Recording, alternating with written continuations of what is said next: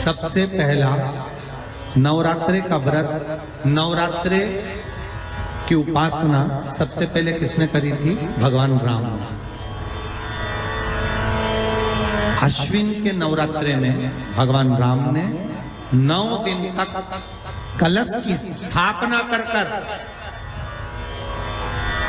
लंकाधिपति रावण को मारने के लिए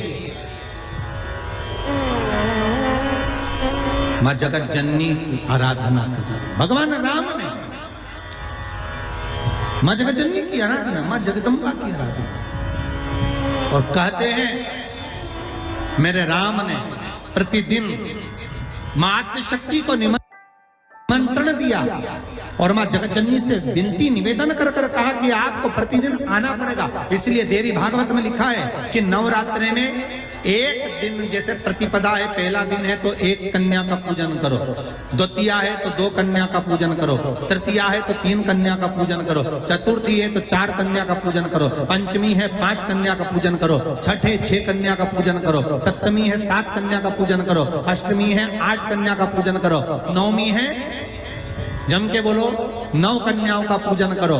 और अगर इस तरह से आप पूजन नहीं कर सकते नवरात्रि में तो 9 कन्याओं का पूजन एक साथ या तो अष्टमी के दिन या नवमी के दिन कर दो, या मध्य में बीच में भी आप कर सकते हो एक साथ। पर अगर आपकी कोई कामना है, आपकी कोई इच्छा है, मालूम पड़े, जैसे कई लोग कहते हैं कि हमारी इच्छा है, हमारी वो मकान नहीं बिक रहा, या हमारी वो जमीन नहीं खरीदी जा रही, या हमारी कोई कंपनी नहीं डल रही, या हमारे काम में ये अड़चन आ रही है, तो नवरात्रे में 4 नवरात्रे में से किसी भी नवरात्रे में आप नियम बना लो कि एक कलश की स्थापना कर एक दिन में 1 कन्या का पूजन कर उसको भोजन कराना, लाल वस्त्र देना, लाल चुनरी देना, दूसरे दिन में 2 कन्याओं का पूजन कर लाल वस्त्र ओढ़ाना, लाल चुनरी देना, तीसरे दिन में 3, चौथे दिन में 4, 5वें दिन में 5, ऐसे 7-9 दिन तक एक कन्याओं के क्रम को बढ़ाते आप उस पूजन का विधान प्रबल कर सकते।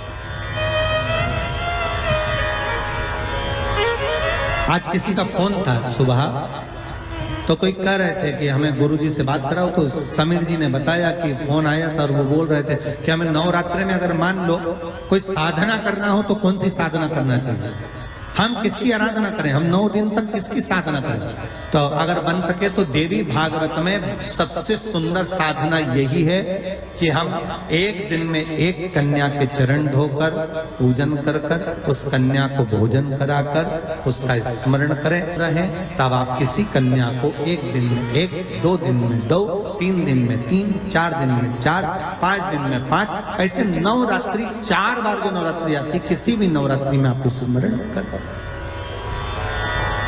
उसका फल मिलेगा।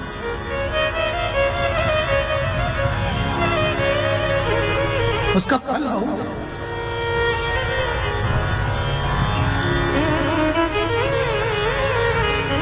आज बहुत सुंदर सा उपाय है, बहुत सुंदर, शायद आपकी जिंदगी में सबके काम आए, सबके काम आए। और नवरात्र में भी अगर आपकी कोई कामना है, आपकी अगर इच्छा है, आपका मन है, तो जगत जननी की आराधना करो। जिसको प्रैक्टिकल करना है वो यहाँ से जाकर भी कर सकता है, कहीं पर भी कर सकता, करना जरूर। कहीं श्योर वाला हमारा झूठ तो नहीं बोल रहा, इसलिए प्रैक्टिकल करते रहना चाहिए। इतने सारे पकड़ाए हैं, इन्होंने भी तो प्रैक्टिकल करा, तो फल मिला कि नहीं मिला, करो। कहीं श्योर वाला झूठ बोल तक तो नहीं गया, प्रैक्टिकल जरूर करो। और नवरात्र में भी देवी की आराधना का एक स्मरण का सुख है।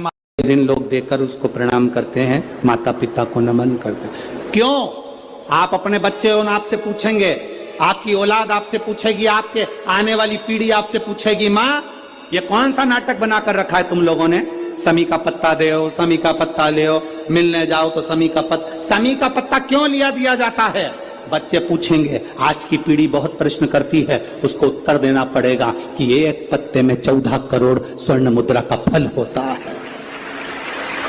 एक शमी के पत्र में आज के बच्चे जो प्रश्न करेंगे उसका उत्तर देने के लिए तुम्हें तैयार रहना पड़ेगा। उस उत्तर को तुम्हें देना पड़ेगा कि ये शमी का पत्र विजयदशमी पर क्यों लेन देन किया जाता है, शमी का पत्र क्यों शिव के मंदिर में जाता है, शमी के पत्र की मूलता क्यों होती है, इसको समझाना। एक शमी पत्र में वो फल है। और केवल यही नहीं, शमी के वृक्ष के नीचे, बेलपत्री के वृक्ष के नीचे अगर भूल से भी बच्चा, बूढ़ा, कोई व्यक्ति एक पार्थिव शिवलिंग का निर्माण कर लेता है, भूलवश भी उस पे जल समर्पित कर देता है, भूलवश भी उसके भाव से पुष्प या शमी पत्र या बेलपत्र भी चढ़ा देता है, तो वो इस संसार में कहीं ना कहीं सुख भोगता ही है, उसके जीवन में दुख नहीं। शमी पत्र की मूलता 33 कोटि देवता तुम्हारी किस्मत में जो लिखा है वो देंगे। 33 कोटि देवता का काम है तुम्हारा भाग्य लिखना, पर केवल एक महादेव का काम है तुम्हारे भाग्य को बदल देना। तुम्हारी जिंदगी में दुख लिखा है, कब वो सुख लिख दे उसका कोई भरोसा नहीं। ये सिर लोग महादेव की पिंडी को लगा देते हैं, ये सिर महादेव के शिवलिंग को लगा देते हैं। क्यों लगा देते हैं? क्यों? ये ललाट पर जो दुख लिखा है, ललाट पर जो भाग्य में तकलीफें लिखी हैं, किस्मत में जो लिखा है, बेकार कुछ लिख दिया, शिव के शिवलिंग को ये शीश लग जाए, महादेव का स्पर्श मात्र हो जाए, ललाट पर लिखा उल्टा भी सुल्टा हो जाता है। यदि पीला फूल शिवलिंग के आसपास में या शंकर भगवान के ऊपर कहीं रखा हुआ भी दिख जाए, उस कनेर के पुष्प को अगर आप 5 जगह का स्पर्श कराकर अपने हृदय की बात कहकर वापिस महादेव को समर्पित कर देते हो, तो भी मेरा महादेव तुम्हारे दुख का निवारण कर देगा।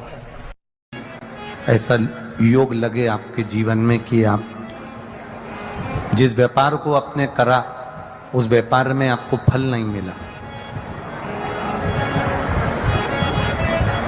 फिर आपने व्यापार चेंज करा, फिर बदल कर देखा, फिर उस व्यापार को कर देखा, उसमें फल नहीं मिला,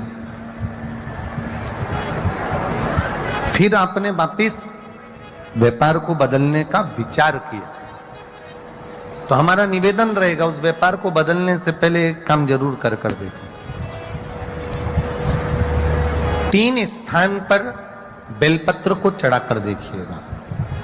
अगर आपको लगे कि मैंने व्यापार बदल लिया, एक बार बदला, कई लोग ऐसे भी होते हैं जो पैसा इकट्ठा करते हैं, धन एकत्रित करते हैं, और कोई व्यापार ऐसा कर लेते हैं जिस व्यापार में धन चले जाता है तो वो धन वापिस नहीं आता, महाराज, वो व्यापार का धन वापिस नहीं आता, तो बड़े दुखी होता है कि भाई मेरा गया हुआ पैसा नहीं आ रहा, मैं बड़ा कष्ट में हूं, मेरा खुद का ही आ जाए ना तो मैं निहाल हो जाऊं, मेरा अपना ही नहीं आ रहा जो गया हुआ है, तो मैं क्या वर्णन करूं उसको, क्या करूं? उनके लिए भी ये प्रयोग, ये शिव विद्येश्वर संहिता का ये भाव बड़ा सुंदर है। आप व्यापार पर व्यापार बदल कर देख लिए, धन भी हमारा कहीं डूब गया, आ नहीं रहा है, तो प्रयास करना 3 स्थान पर चढ़ाई गई बेलपत्र हमें सुख अनुभव करा। बहुत ध्यान लगाइए। पहला, अशोक सुंदरी की जगह। अब ये बेलपत्र जब भी आप चढ़ाएंगे तो रविवार की अगर प्रदोष पड़ जाए, कौन से दिन? रविवार की प्रदोष के दिन ये प्रयोग अवश्य कर देखिएगा। ज्यादा बार नहीं करना है, केवल एक ही बार करना, बाबा स्वयं कृपा करेगा।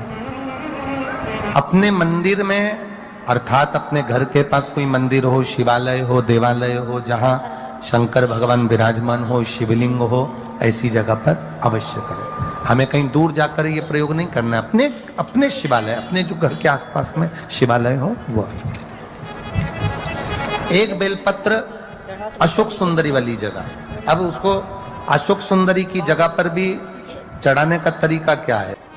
जब हम बेलपत्र चढ़ाएंगे तो उस बेलपत्र को चढ़ाते समय आपकी जो बेलपत्र की डंडी है, वो बेलपत्र, रविवार प्रदोष के दिन का ये उपाय है महाराज। ये बेलपत्र की जो डंडी है, इस डंडी का भाग शिवलिंग की ओर होना चाहिए। ये जो डंडी है, इसका भाग अशोक सुंदरी पर जब चढ़ाएंगे तो शिवलिंग की ओर इसका भाग होगा महाराज। दूसरी, बेलपत्र को जब हम समर्पित करेंगे, जया इसके लिए कर्मा है जो पैसे ले गया और दे नहीं रहा। आपने हाथ कर जोड़ लिए, फोन कर लिए, 50 बार बोन भैया, 50 बार विनती कर दी, वो नहीं दे रहा ना।